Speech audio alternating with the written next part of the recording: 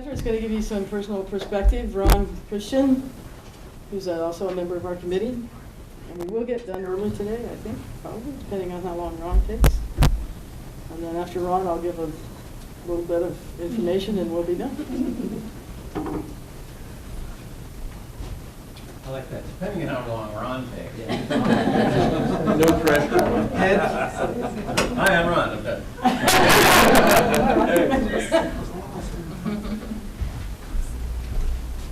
I don't know about you guys, but this is the time of day I get drowsy. And they did not have any coffee out there. Can you hear me okay? All right. Because I've been told, actually, Bob Huntley, I don't know if those of you know Bob Huntley, I was in a depot once, and I was taking the depot as a client. And he said, "We need a break. You're luring my clients to sleep with your bedroom voice." you know, you got to know Bob. I was like, "Really, Bob? Thanks." You know? He was a character. I like Bob. I don't want to reveal any confidences, but while I'm sitting here, I get a text from a participant that I work with in our drug court, informing me that she almost used, she had the needle in her arm and stopped. I don't want to reveal more than that, but it was a pretty bad situation. That is a normal event in almost every day for me. I am deeply grateful that for some insane cosmic reason I get to participate in helping people like that.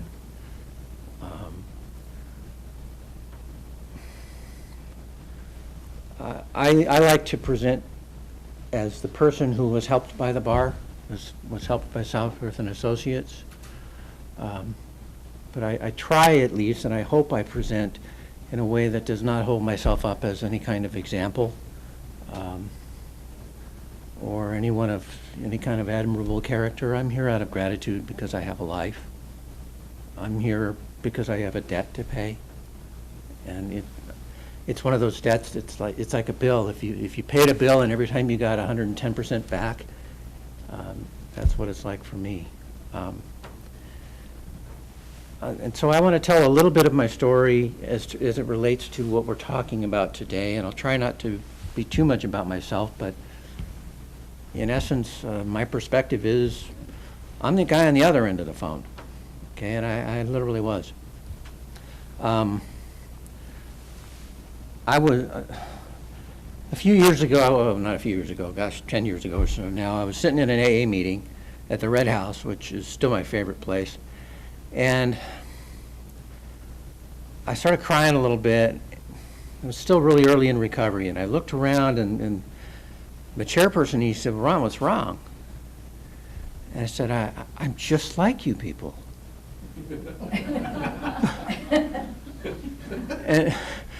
And the guy next to me, and I'm sorry, I know this is on video, but I'm going to be real here. The guy next to me goes, "Yeah, you're just like everybody else, asshole. Get used to it." Some of the kindest words that were ever spoken to me were those. We love to pretend, and our mommies always told us how unique we are. We're not unique. I have never met an addict, and by now I've met and worked with a few hundred at least.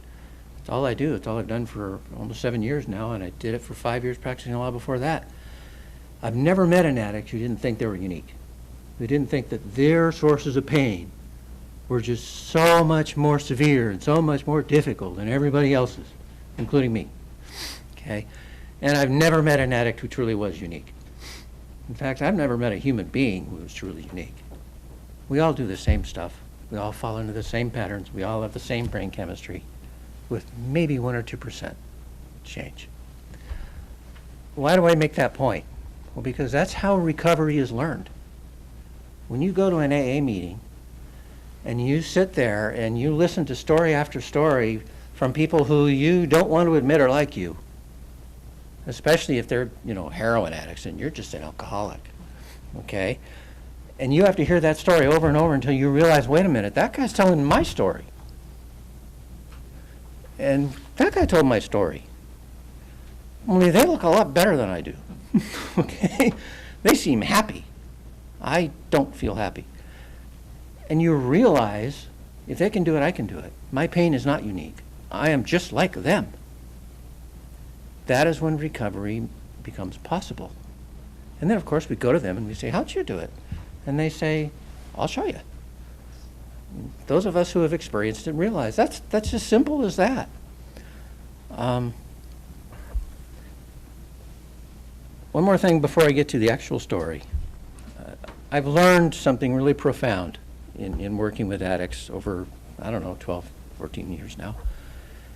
Everything, and I mean everything, when it comes to whether you succeed with an addict, boils down to two things. If you get those right, you can get everything else right. You get those wrong, I don't care how smart or educated or experienced you are, you're going to blow it with an addict. Number one, you got to know what addiction actually is. You got to know what you're dealing with. Number two, you got to know how recovery actually happens. And I will tell you now that 90% of everything you have ever heard or think you know about those two things is wrong. Ask any addict who's been through it. We are told that addiction, especially in criminal justice, is the choice to continue using, even though it's ruining our life. That's substance abuse, folks. That's not addiction. Addiction is the loss of choice. It's described by the American Society of Addiction Medicine as, quote, the inability to abstain. Substance abuse gets you there, but addiction is slavery. You're not making choices anymore. You can't stop any more than you can stop breathing. And recovery does not happen by thinking your way into it. Recovery happens by living your way into it. Those two things are crucial. And I'd like to illustrate a little bit with my experience. Born in Washington, raised California, single mom, 3 kids, poor, on welfare, got evicted a lot, it sucked. Okay, a lot of trauma, a lot of domestic violence, a lot of problems growing up. I got lucky. I had a mentor in my teens who was a lawyer. He helped me see that I could be more. And I went to law school, got a law degree and an MBA. I spent 9 years in school. I had this idea that I could pull myself up from my bootstraps, as my mom used to say, and become something better. And I did. And I was proud of that. But what I thought was I had escaped my childhood. I had escaped the 2 mafia soldados who were my father figures when I was a kid. I had escaped pulling my mom's boyfriend off of her when he was beating her. I had escaped being completely homeless multiple times. I thought I had gotten out of all that stuff. Guess what, folks? When you practice law, your trauma gets thrown in your face. That Band-Aid gets wrapped up or gets peeled off all the time, depending on the kinds of cases you're in. And if, like me, you haven't learned how to effectively deal with those things, and everyone has them. Everybody's got pain. It's not like mine's all that special. I've known people with way worse. I'm not feeling sorry for myself. I'm just being clinical as I can here. Practicing law tears off those Band-Aids. It reopens those wounds. And if you haven't learned how to deal with those things effectively, you have a hard time sleeping. You have a hard time regulating your emotions. Sometimes you start drinking too much to get to sleep or to just deal with the stress or the pain or the memories. Then sometimes you drink a little more so you can get back to sleep, and then you can't sleep at all, and then you're just drinking so that you can get through the day, and then you walk into a felony jury trial with a .35 blood alcohol level, like I did. And then the next day you want to kill yourself, like I did. That morning, I was sitting on my couch wishing I had already died. The next morning. I called Brad Andrews. Of course, he already knew. he pretty much ordered me to call John Southworth. And I was scared to call John Southworth. Because as sick as this sounds, even after I'd done that, I'm still minimizing. I'm still, analyzing. I can get out of this. I can fix this. No, I can't. Your head isn't straight, okay? But as I'm sitting there contemplating calling John Southworth, and this wasn't the first time someone had recommended it, okay? I mean, come on, this doesn't happen all of a sudden, folks. People notice stuff along the way. But I was like most addicts, I can handle this. I'm smart. I'm okay, As I was sitting there contemplating that, I got a call from an old adversary who was on the LAP committee. I didn't know he was on the LAP committee. To be honest, I really didn't know what the LAP committee was.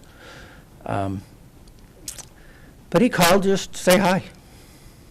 And our history was not one of friendship. We were strong adversaries. We fought hard against each other in administrative hearings. And I don't know how many of you have done administrative hearings, but they're like intense combat sometimes. I mean, you're 3 feet away from your opposing counsel. The judges are right there. The witnesses are right there. It's intense at times. And he and I have fought hard against each other, and I was thinking, why in the world is this guy calling me? But he did, and he just basically listened a little bit. I don't know if he ever knew that he saved my life that day, but he did. And I'm grateful to him. Because I made the call to John Southworth, and it was the longest phone conversation I have ever had with John Southworth. It lasted at least a minute and a half. That was John. I mean, and it was essentially, need evaluated, need to get you in inpatient, you need to do this, need to do that. I was kind of hoping for a little sympathy or some empathy or, absolutely none. I didn't realize that I had way more than enough self-pity. I really didn't need any from anyone else. And he scared the hell out of me, frankly. And then Brad Andrews scared the hell out of me more. And I wasn't one of these people who had any money to pay for all this stuff. I mean, I sold my motorcycle to go to inpatient. That was it. By then, I was broke. I had done a lot of pro bono work for people because I was an alcoholic and feeling guilty and trying to people please. And I'd never made a lot of money, and I had no money. So I kind of felt like I'm screwed, I got to inpatient, I got out, and the work began at that point. I began to be monitored by John Southworth, and I mean personally by John Southworth and by his entire team. The things Ben talked about, having to call every morning at 6 a.m., find out if you're going to be UA'd that day. I began the process of rebuilding. At that point, I still thought that everything I'd ever learned about how recovery happened and what addiction was still true. I still thought that it was all my fault because I was exercising choices still at that point, that I was the worst person that ever lived. And I still thought that if I could just think hard enough and analyze enough and use my brain enough, I could figure out why I was doing this to myself and I could stop. And I almost died. I literally almost killed myself by thinking this way. One day in the Red House, again, my favorite place, 7 a.m. meeting, I was spouting this baloney about, if I could just understand, I could change my thinking and that'll change how I live my life. How many times have we heard that? Anybody heard that practicing law? We're going to send you to treatment and they're going to work on your thinking errors and your triggers and then you're going to go live differently. We have an entire criminal justice system that is founded on that concept. I thought it had to be true. So I'm saying this stuff in the Red House meeting, and the chairperson turned over to an old heroin addict named Don, who had this southern drawl. He always wore overalls. And he said, "Do you have anything to say to Ron, Don?"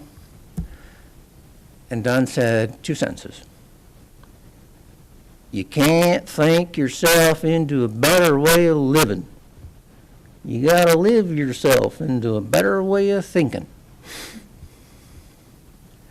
And it was like a house had fallen on me.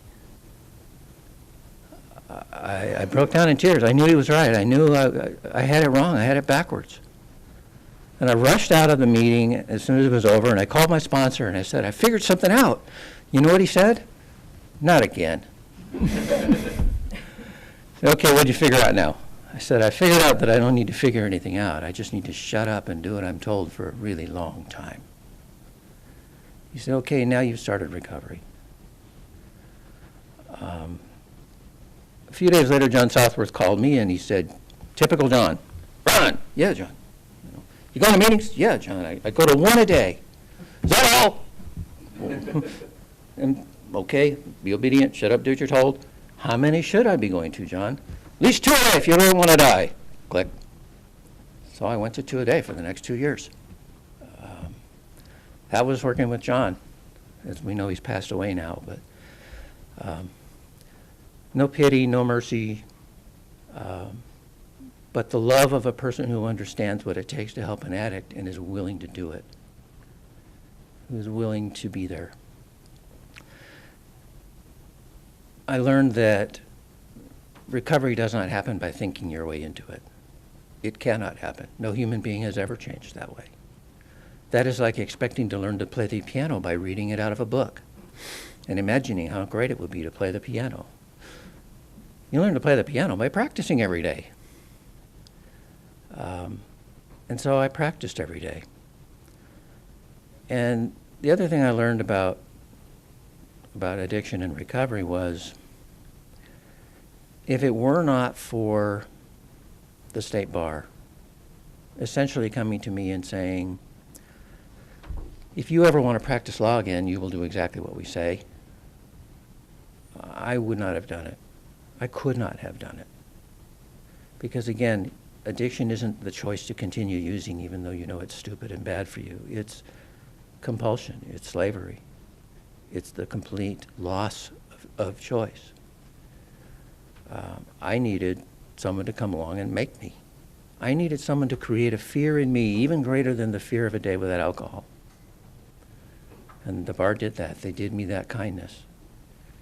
And I'm deeply grateful. I did what I was told for 5 years. At the end of the 5 years, I didn't know the 5 years was up. I wrote the bar a letter and I said, hey, you know, it's going to be ending at some point. Could you let me know when? And I got a letter back saying, yeah, it ended about 6 weeks ago.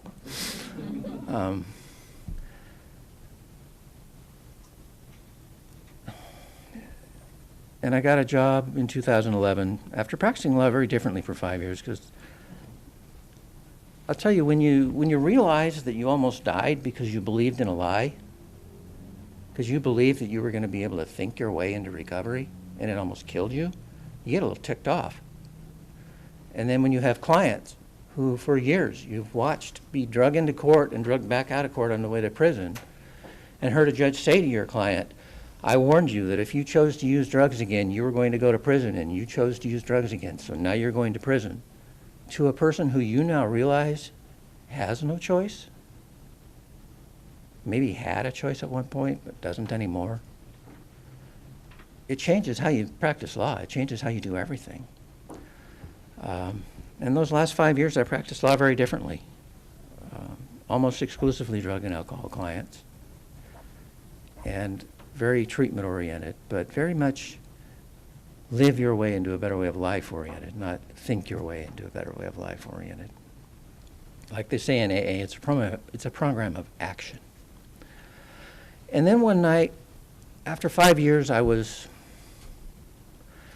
pondering. I had always wanted to do something different the last 20 years of my career other than practicing law, and I felt like at least at that point I wasn't run out of town. I had been practicing again and had some semblance of self-respect again. So I thought, what do I want to do with my life? I was looking, and I found this Canyon County website for a drug court coordinator job. I'd never even been on the Canyon County website, and frankly, it's not a very good website. At least it wasn't at the time. And all of my clients were multiple felon, late-stage addicts, You know, the person not in a lot of trouble doesn't generally go out and spend the kind of money that they were paying for private lawyers. And so in Natick County, those people didn't get into drug court. So I had never had a client in drug court. I really didn't know anything about drug court. So that night, I studied it, and the more I studied about drug courts, the more I realized, finally, there's something in criminal justice here that understands what addiction is and understands how recovery happens. They understand that these are people who are lost. Maybe a long series of bad choices got them there, but they're out of choices. They can't choose. They need someone to make them. And when I read in the standards and guidelines that, from the drug court standards and guidelines, that drug courts were coercive, most people would think that's a bad thing. It lit me up. I knew that's where I wanted to work, because I knew there was finally something in criminal justice that knew how to work with addicts. And I applied for the job the next day. And I got the job by some miracle. I'm pretty much sure that the only person on the planet who would have given me a job at the time was Thomas J. Ryan, and he gave me the job. I didn't know that he was also on the LAP committee years earlier, and he understood a little bit about addiction. That was 2011. And I haven't looked back since. I'm here today out of gratitude to the bar, of gratitude to Brad Andrews, to most of all to John Southworth, to pay a debt. The last thing I want to say is I want to characterize a little bit of what it's like to be the person on the other end of the phone, the person calling for help. The single overriding emotion, overpowering emotion, is fear. Addiction is essentially trauma leads to pain. Pain leads to fear. Fear leads to resentment. Resentment leads to anger. Anger leads to self-destruction, which leads back to trauma. That's addiction. It's this cycle from trauma to self-destruction, and it just keeps going. And it's entirely centered in fear. And by the time a person is making that phone call asking for help, they're not calling because they think they might have trouble down the road. They're calling because the process of loss has already begun so much that it's compelling them to ask for help. They're terrified of losing their career, their relationships, their prestige, their reputation, their income, being sued. All I can tell you is all of those things happened to me. I'm still here. But at the time, those fears were very real. And they prohibited me in a very powerful way from reaching out the way I needed to. And even when I did reach out, I wasn't honest. I was minimizing. I was analyzing. I'm the person who runs into a brick wall and then gets up and says, "Oh, I'm okay." That's how human beings are. I was still analyzing, still minimizing, still blaming, still defending. But I knew I was really in a lot of trouble. And I knew I needed help. And I knew I couldn't afford it. I knew I was suicidal. I knew I had ruined my life. What did I really need? I needed what I got. I needed to know that a fellow member of the bar cared enough about me to listen to me and refer me to John Southworth. It wasn't rocket science. It wasn't complicated. And that's what I got. Later on, all the other stuff I needed. But what I needed at that moment, the moment we often get that call, is just someone who listened. And I'll tell you, I'm very sure that I was not a pleasant person to listen to. I'm pretty sure I was really annoying and kind of an ass. And I think if we expect anything different out of a person in late stage addiction, we're like we're going to get some sort of hallmark moment, we're going to be really disappointed. We're dealing with people at the end of the rope, but people who are real, in a real mess, like I was.